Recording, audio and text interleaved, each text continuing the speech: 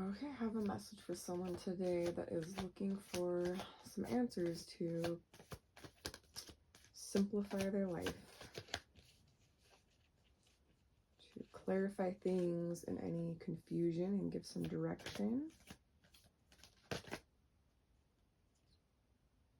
This one? Oh. Alright, I'm getting someone that's got their emotions blocked and it's the present moment. Blocked emotions, we've got an Ice King here. So someone's been shoving their emotions down for a very long time and it's time to release them. You gotta get those emotions out. They're not bad, you know, like all of us are taught how bad our emotions are, so we just keep shoving them down. And here's another breakthrough. The breakthrough is realizing that stuff. It's realizing that you don't have to be tough all the time. So I could be talking to a divine masculine. I know women deal with this as well. And a divine masculine isn't always a woman. But it is typical for the energies of, you know, divine masculine to suppress their emotions to appear strong to the world, and that's the mask that they wear to protect themselves. Women do this too. Divine positive does this as well. We're kind of all taught to do this because we live in like a very anti-human world, an anti-human culture. It's normal to, you know, hurt people, and people think it's cool, you know, like that's how we grew up. So we're learning to unlearn all these ways that we've been taught by prior generations and by the people that make the rules for everyone. We're teaching ourselves what's true, and the truth is we all have emotions because we all have a nervous system. We all experience pain. So there's nothing new there. Everyone knows that. Everyone knows a living being with a nervous system feels pain. There's nothing, you know, weak about that. It's what creates life. It's what life is. You know, like you wouldn't be alive without your pain and your emotions. And, you know, you gotta learn to love yourself through those emotions that you think make you weak, because they don't. And then we've got existence. So you're just realizing the whole purpose of life. Look, she's like just sitting on a leaf enjoying the stars, like realizing that you are the stars, realizing that all of this is you. You are connected to everything. So that's going to be the breakthrough, is realizing what existence is all about. And it's the present moment.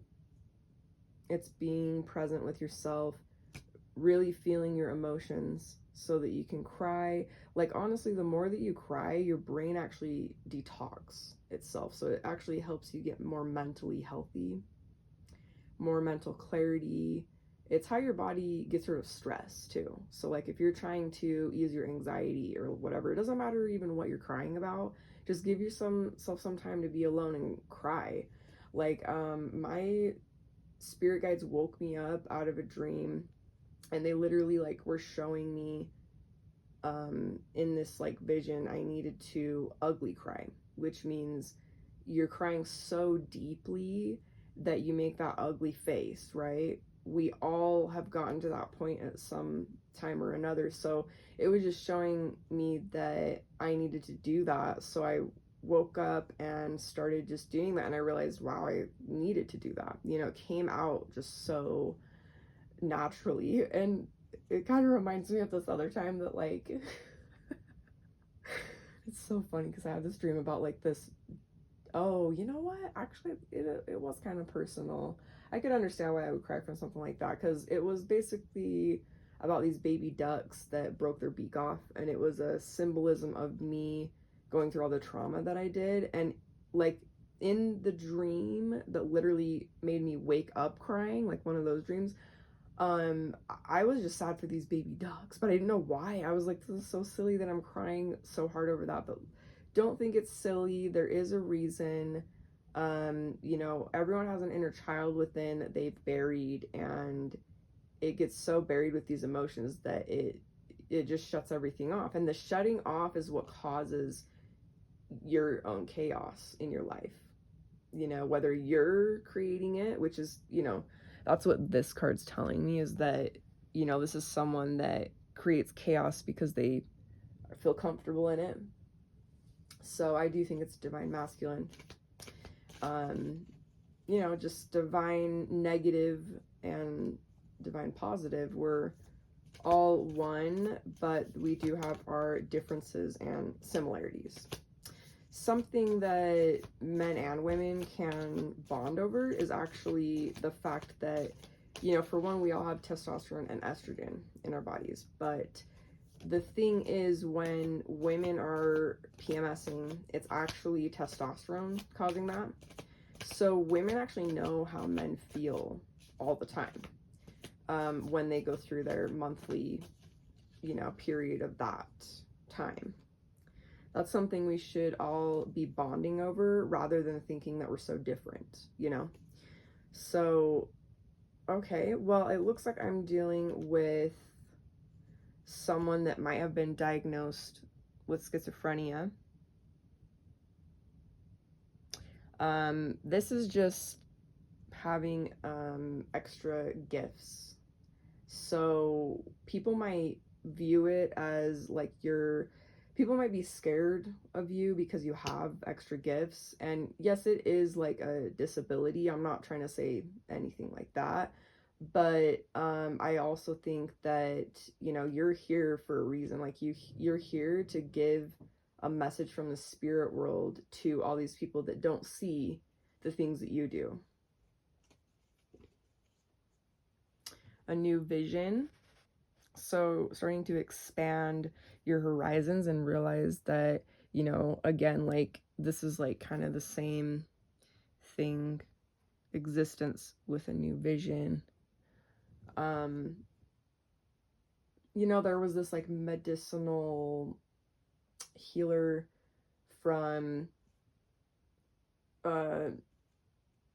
like kind of poverty stricken, you know, tribe. I don't remember where he was from, but they just, you know, they do things a lot more naturally. Like they're one with the ecosystem, they're one with nature. He went to like Europe or, you know, some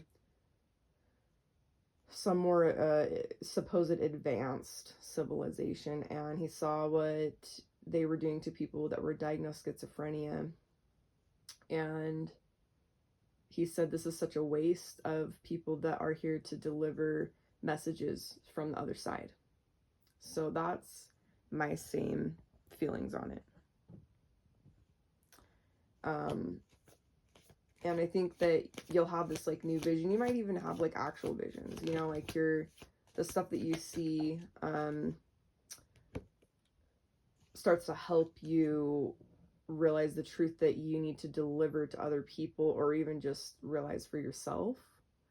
I get a lot of messages that I know I need to give to the world, so I'm kind of just starting, you know, right now.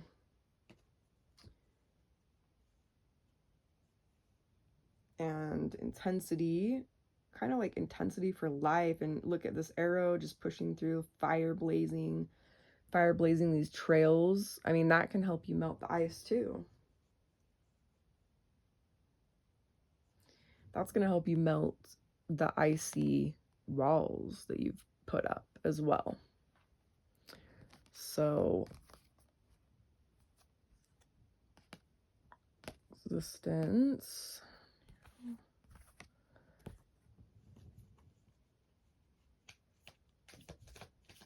Okay, and then we've got comparison, which is what you're seeing in yourself. You're doing this comparison with other people. This is typically what happens with a divine chaos personality type. You know, we go, well, hey, I want to do something and I'm seeing someone else do what I want to do, what I love, but I don't feel like I can do that because, you know, the reason that happens is because of this. We've shoved the emotions so far down that we feel like we're just frozen and we can't do the stuff that we want to do with our lives. We can't do what we love. And that's really why you came here.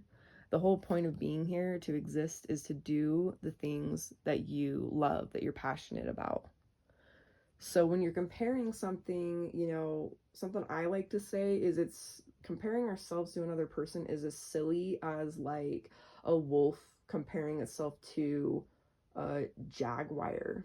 You know, they're both really cool animals in their own way, but they're different. You know, every single person is their own animal, their own galaxy. You know, every single person has their own language. Even if they speak the same language, they still have a totally unique way of expressing and how they think and feel. So comparing yourself to someone else isn't logical. You know, it doesn't have any logical merit to it. And I think the more that your mind realizes that it's not logical to compare a wolf to a jaguar or a bunny to an elephant, they're all different animals. You're your own unique self, and no one is like you. And the more that you really know that, the less you're going to feel compelled to like front that with this icy mask to the world. The more that you know how unique you are deep down, the less you're going to feel like you have to, you know, front that and pretend like you're unique just so that people won't hurt you. Okay? Do you get what I'm saying with that? Compromise. I'm gonna research this one because I can't really remember, but I think it's kind of like selling yourself short, or, you know, making compromises you don't need to make.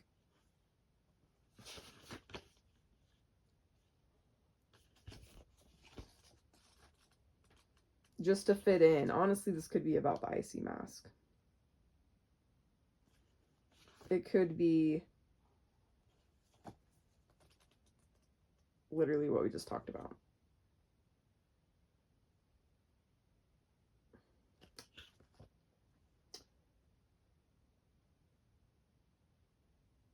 It literally just says like about compromising your own truth. You're compromising how you really feel deep down with your true uniqueness for what you think the world wants to see in you. So it's like, you know, if you want to be the best, and that's why you're comparing yourself to other people, the best way to be your best self is to stop compromising who you really are deep down for this guy, to be this guy. Because that makes you actually less unique, because it makes you less yourself. So you want to be the baddest, you want to be the best, you got to stop compromising your real feelings for this pretend version of you that you've built to protect yourself. So there's the compromise card.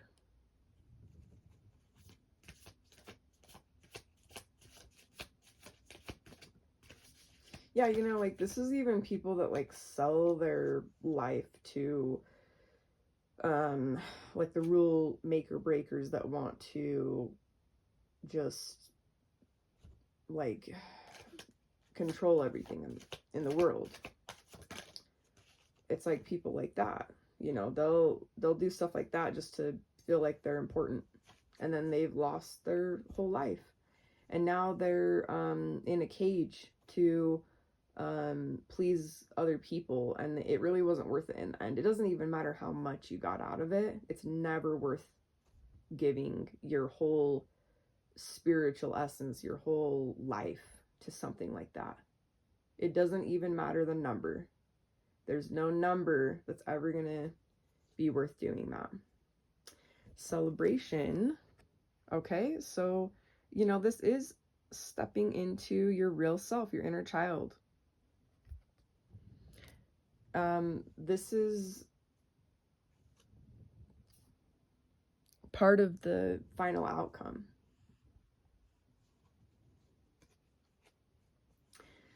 You're gonna be celebrating. This is like also even like making connections with other people. It could even be a partnership. It could be just like your, you know, real tribe coming in. Your real people come when you get rid of that wall. And the best way to get rid of an energetic wall, which is this again, is to my mantra is I am goddess looking out through this eye, and I repeat it until I feel it. You don't want to overdo it because it can kind of get into this like OCD thing, but you just do it enough till you understand like what it means, and it clears your energy. It clears all of your families and friends, like all the, you know, people around you's energy as well.